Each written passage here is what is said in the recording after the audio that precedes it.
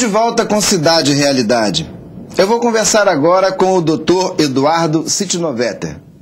Ele é cirurgião plástico e nós vamos falar de lipoescultura e lipo. Boa tarde, doutor. Boa tarde. Doutor, existe uma diferença entre lipo e lipoescultura. Eu queria que o senhor explicasse essa diferença.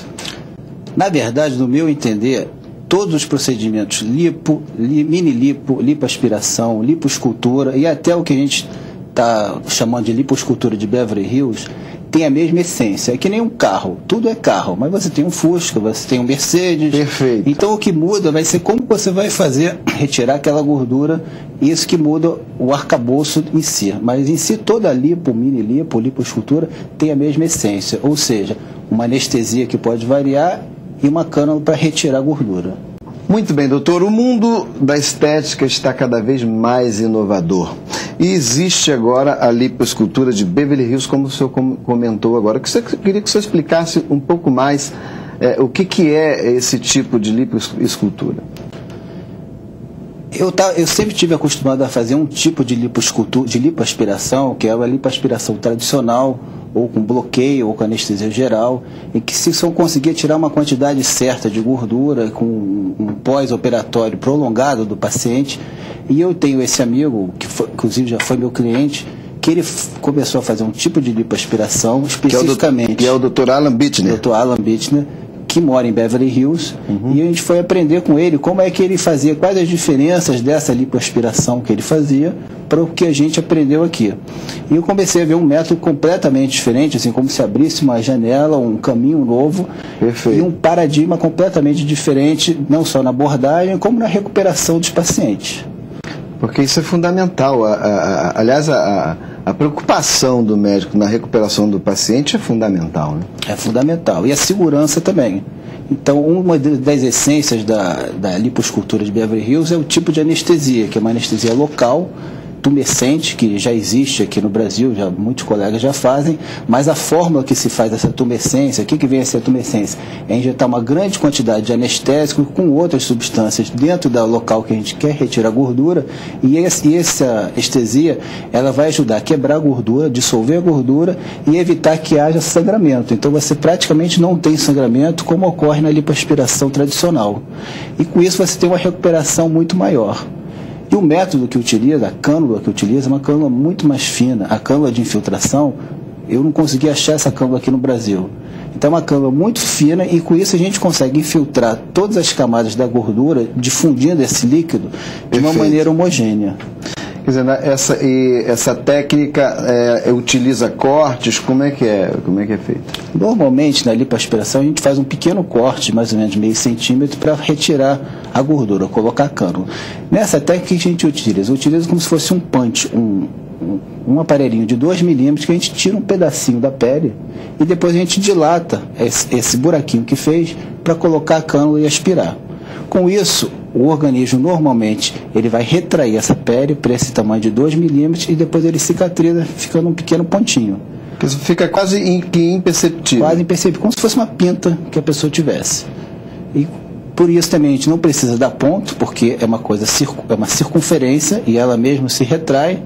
E pelo fato de não dar ponto, nos primeiros 2 dias, principalmente, sai esse líquido anestésico que a gente colocou, então ajuda a recuperar o inchaço, que é uma coisa normal em qualquer tipo de cirurgia.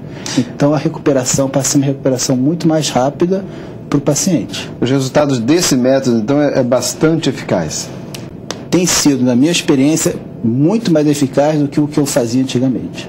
E essa técnica, inclusive, é menos agressiva ao organismo, né, doutor? Ela é menos agressiva porque você tem menos trauma e menos retirada de sangue, e por isso você consegue ter uma recuperação mais rápida. Usando essa técnica e uma pessoa que vai fazer uma lipo, digamos que seja retirado aí algo em torno de 3 litros, de 3 a 4 litros de gordura, não sei se é possível fazer essa retirada num só momento.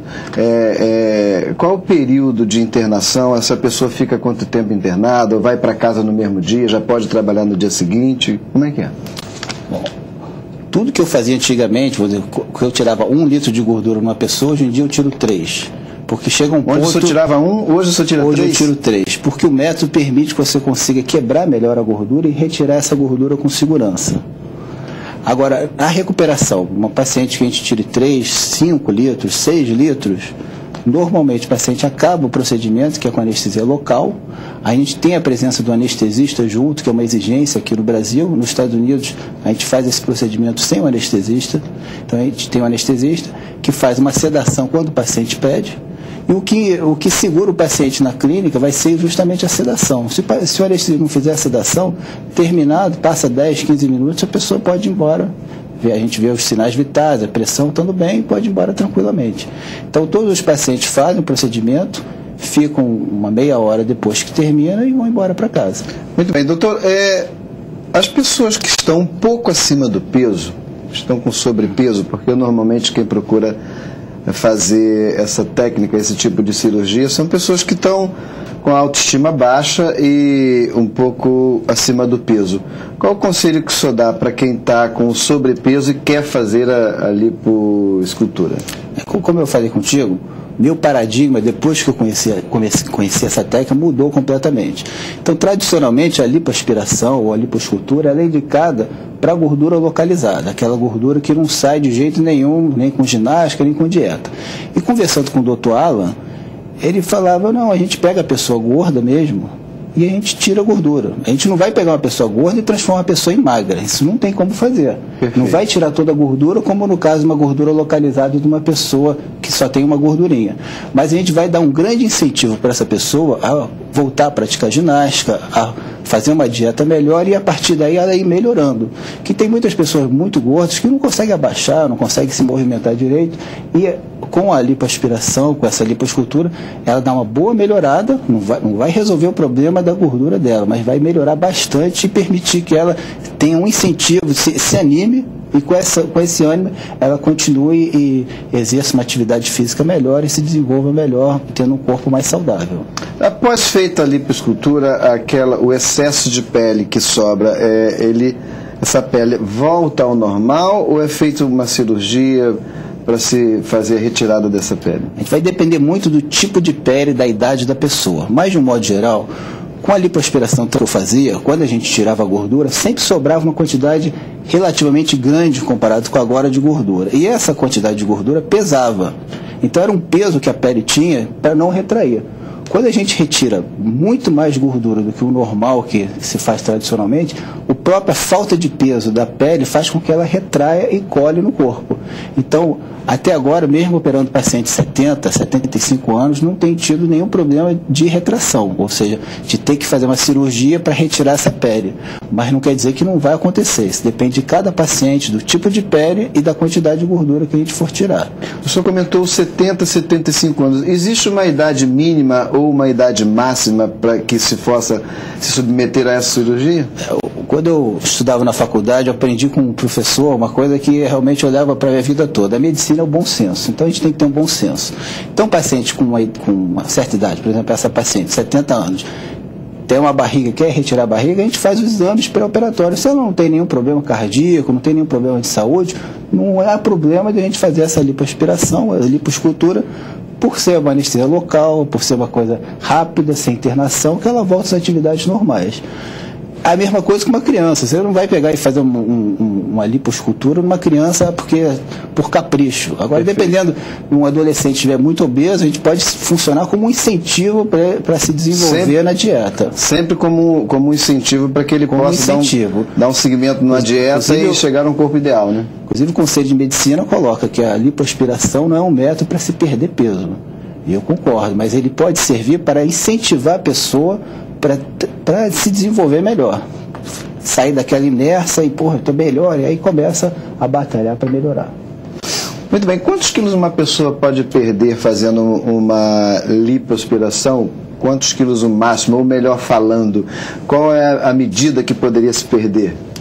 A gente, em média, pode chegar até 7% do peso corporal. 7%. Mas, na verdade, vai depender de se uma pessoa pesa 100 quilos, pode perder até 7 quilos. Tem uns 7 quilos mais ou menos. O que é muito mais do que 7 litros de gordura. É muito mais. Por causa do peso, da quantidade que sai. Não só o que sai na hora. 1 litro de gordura não é igual a 1 quilo, né? O que sai na hora não é. Vamos dizer, você tem mais perda de gordura do que o que você realmente tirou naquele local. Porque tem muita gordura que foi destruída pela cânula e pela solução. E que não saiu do organismo, que faz parte daquele edema e que vai desinchando aos poucos. Então isso varia de cada paciente. Muito bem, doutor Eduardo Sitinovetti. Eu queria agradecer a sua presença no programa Cidade e Realidade. Desejar sucesso para vocês.